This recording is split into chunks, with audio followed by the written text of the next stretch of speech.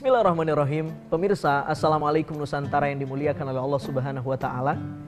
Tadi kita sudah membahas hidayah yang pertama, ya, yang disampaikan oleh banyak para ulama tafsir, misalnya Syekh Muhammad Abduh dalam Al-Manar, Wahbah Az-Zuhaili dalam Al-Munir, Al-Maraghi dalam tafsir Al-Maraghi. Yang pertama mereka sebut dengan hidayatul wujdan, hidayah yang melekat kepada setiap makhluk Allah. Hidayah yang kedua disebut dengan hidayatul hawas, hidayah panca indera. Hidayatul hawas, hidayah panca indera.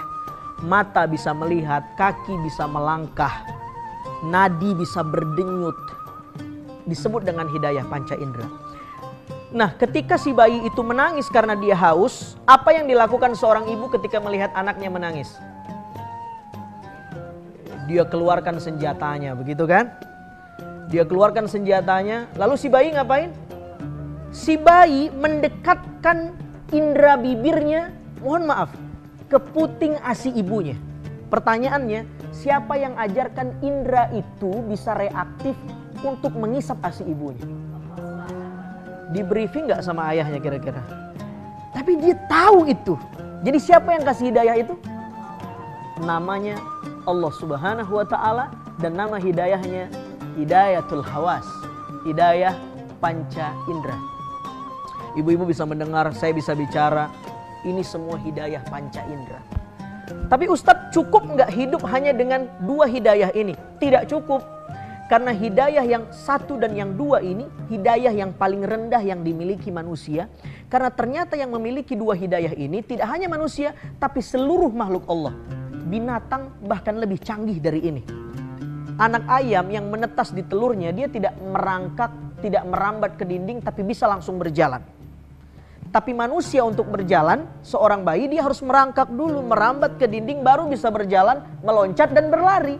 Jadi sebenarnya hidayah ke satu dan kedua, makhluk Allah yang lain lebih canggih dari kita. Karena itu hidup hanya dengan dua hidayah tidak cukup. Kita perlu hidayah berikutnya. Apa hidayah yang ketiga itu? Disebut dengan hidayah akliyah. Hidayah intelektual, akal yang sehat, aklus salim, begitu kan? Kita perlu itu. Berapa tambah berapa sama dengan 4? 2 tambah 2 sama dengan 4. Tapi setelah kita belajar ternyata tidak hanya 2 tambah 2 sama dengan 4. 3 tambah 1 juga 4. Untuk tahu itu kita mesti belajar. Kita mesti sekolah, namanya hidayah akliyah, potensi akal. Dan itu harus belajar. Jadi tidak ada orang bilang begini, saya pengen pinter, terus ya saya nggak mau kuliah dan sekolah, udah begini aja nanti Allah kasih kok hidayahnya. Nggak bisa, itu harus dituntut. Ibu-ibu yang duduk di Assalamualaikum Nusantara hari ini, pemirsa yang mendengar di rumah, sedang mencari hidayah akliyah, menuntut itu. Tapi cukup enggak hanya dengan modal akal? Tidak. Kita butuh hidayah yang keempat, namanya hidayatud din, hidayah agama.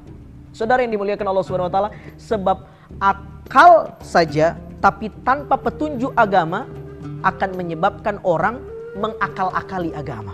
Catat itu baik-baik. Betul tidak? Berakal saja tapi menafikan potensi hidayah agama hanya membuat orang mengakal-akali agama. Kenapa banyak ajaran yang mengaku Islam tapi hakikatnya keluar dari koridor Islam? Di MUI itu tercatat ada ratusan itu ajaran yang dianggap menyimpang dari ajaran Islam sebenarnya. Salah satu misalnya yang sempat viral kita dengar akhir-akhir ini, ada sekte, salah satu sekte itu mengeluarkan 2 fatwa yang kontroversial. Dia bilang Muhammad itu nabi yang kita yakini itu jenis kelaminnya bukan laki-laki tapi perempuan. Fatwa keduanya dia katakan Nabi Isa juga perempuan. Karena Isa itu kalau dibalik namanya Asi. Yang punya Asi cuma perempuan, bukan laki-laki. Begitu dia bilang. Saudara yang dimuliakan Allah, kenapa itu terjadi? Karena dia hanya memakai akalnya tapi menafikan potensi dan petunjuk agama. Padahal kita butuh petunjuk agama, karena itulah alasan mengapa Allah turunkan Al-Quran. Mengapa Allah kirim para nabi dan rasul, karena mereka sebagai media hidayatuddin, petunjuk agama. Ini juga harus belajar. Tidak bisa ujuk-ujuk oh saya udah dapat hidayah agama. Tidak bisa. Ini harus dituntut, diundang guru-gurunya, diundang para pakarnya, duduk bersama, talaki, sehingga kita mendapatkan hidayatuddin. Ibu-ibu yang dimuliakan oleh Allah SWT, pemirsa Assalamualaikum Nusantara, mudah-mudahan ini salah satu cara kita mendapatkan hidayah yang keempat ini. Dengan program ini, hidayatuddin, kita mendapatkan hidayah agama. Amin ya Rabbal. Nah, kira-kira orang udah selamat belum dengan hidayah yang keempat ini? Udah selamat belum? Belum. Kita butuh hidayah terakhir, hidayah kelima. Betul? Apa namanya? Hidayah taufik. Taufik itu waffaqa, keinginan Allah dengan keinginan kita begini tuh. Cun begitu, pas. Itu namanya waffaqa. Hidayatut taufik. Hidayah yang paling mahal. Ibu-ibu pernah belajar sholat? Pemirsa pasti juga pernah belajar sholat. Ibu-ibu pernah belajar wudhu? Apakah setiap orang yang belajar sholat pasti sholat? Apakah setiap orang yang tahu tentang keutamaan sholat berjamaah dia mau berjamaah? Apakah setiap orang yang tahu tentang keutamaan masjid pasti mencintai masjid? Ternyata tahu saja tapi tidak mengerjakan, dia masih mendapatkan hidayatuddin tapi belum mendapatkan hidayah taufik. Hidayah taufik tidak sekedar tahu tapi dia mengerjakan itu. Namanya hidayatut taufik. Hidayah dengan spektrum yang paling tinggi, dan itulah yang kita minta setiap hari. Ihdinas siratal mustaqim.